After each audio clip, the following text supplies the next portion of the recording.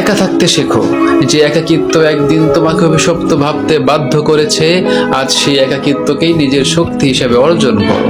সব সময় কাউকে পাশে পাওয়ার প্রয়োজন নেই, সব কথা কাউকে বলারও প্রয়োজন নেই। কিছু পথ একাই হাঁটতে হয়, কিছু রাত একাই পার করতে হয়, আর কিছু কষ্ট আছে যেগুলো মানুষ নয়, শুধু নীরবতাই বুঝতে পারে। মানুষের ভিড়ে থেকেও যখন নিজেকে একা মনে হয়, তখন সে একাকিত্বকে ভয় পেও না, বরং তাকে আপন করে নাও।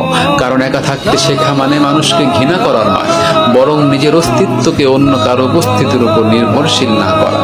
যারা তোমাকে ছেড়ে গেছে তাদের শূন্যতা বুকে নিয়ে বসে থেকো না।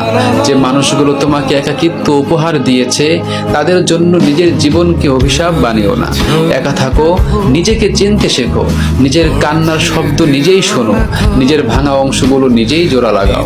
একদিন দেখবে যে একাকিত্বকে তুমি অভিশাপ ভেবেছিলে, সেটাই তোমার সবচেয়ে বড় অর্জন। কারণ তখন তুমি বুঝবে কাউকে ছাড়া বেঁচে থাকা কষ্টকর হতে পারে, কিন্তু অসম্ভব নয়।